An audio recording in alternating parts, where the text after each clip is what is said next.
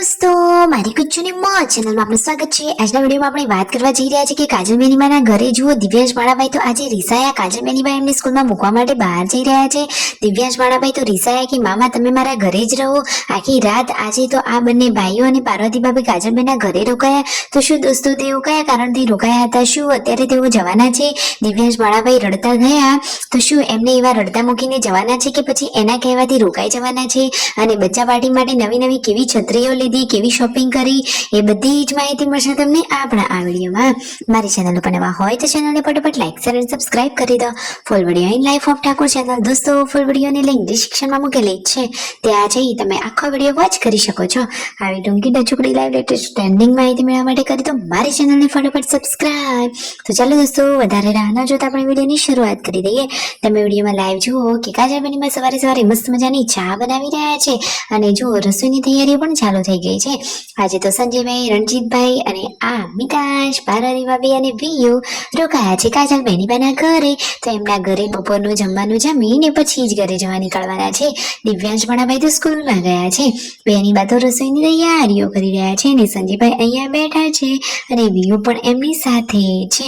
તો દોસ્તો દિવ્યાંશ તો સવારે સ્કૂલમાં પણ નહોતો જતો અને એટલી વારમાં તો પૂનમ ભાભીનો આવે છે વિડીયો કોલ। યશુ અને વિયુ વાતો કરી રહ્યા છે, બપોરનું જમવાનું રેડી છે, ફટાફટ બેનીબાએ રસોઈ બનાવી દીધી છે।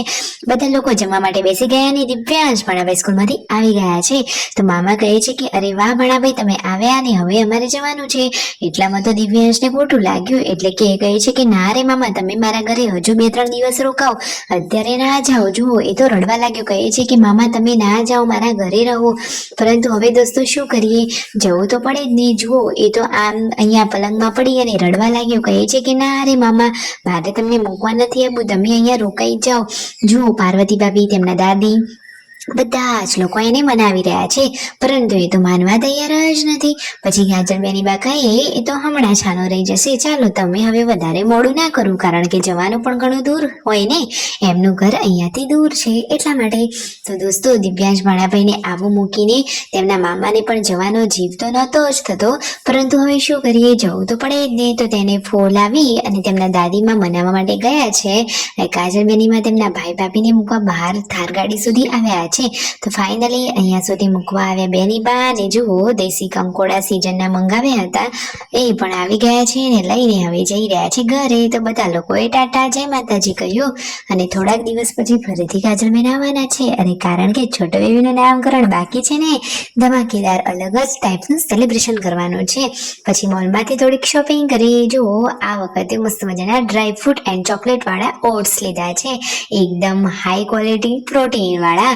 જુઓ મસ્ત મજાના છે ને, એકદમ હેલ્ધી પ્રોટીન વાળો જ ખોરાક નાસ્તામાં લેવો જોઈએ, સાચી વાત ને દોસ્તો। અને જુઓ અહીંયાથી પછી શોપિંગ કરી જતા હતા અને રસ્તામાં તો ઘણો બધો જોરથી વરસાદ ચાલુ થઈ ગયો છે। શું દોસ્તો તમારા વિસ્તારમાં, તમારા ઇલાકામાં વરસાદ થયો કે નહીં? હવે આ ચોમાસાના સિઝનની તમે આ આનંદ માણ્યો કે નહીં? અને જુઓ દોસ્તો પછી વચ્ચેથી મકાઈયા લઈ લીધા શેકેલા, બધા લોકોએ સરસ મજાના ચોમાસામાં મકાયા શેકેલા ખાવાની મોજ લીધી। બાફેલું મકાયું પણ લીધું અને શેકેલું પણ લીધું। તો અહીંયા મકાયા લઈ અને પછી ગાડી આગળ ચાલી અને આગળ તો જુઓ ગાડીમાં તો બધા લોકો મકાયા પાર્ટી કરી રહ્યા છે। હિન્દીમાં મકાયાને શું કહેવાય તમને ખબર છે? નામ ખબર હોય તો જલ્દીથી કમેન્ટ કરો। અને જુઓ વિયુએ તો અહીંયા ગાડીમાં જ છત્રી ખોલી દીધી છે અને ઘરે આવી ગયા છે। આજે તો રંગબેરંગી છત્રીઓ જોવા મળી રહી છે। બચ્ચા પાર્ટી માટે ઘણી બધી સરસ મજાની છત્રીઓ લાવી દીધી છે, તેમના મમ્મી માટે પણ આ મોટી છત્રી લાવ્યા છે। જુઓ તો ખરા આજે તો ઘરમાં આખી કલરફુલ છત્રીઓ જ થઈ ગઈ।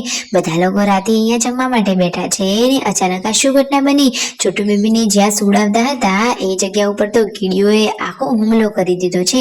ખદબદ કીડીઓ થઈ ગઈ, છોટુ બેબીને પણ કરડી। દોસ્તો કોઈને ખબર જ નહોતી કે આટલી બધી કીડીઓ છે।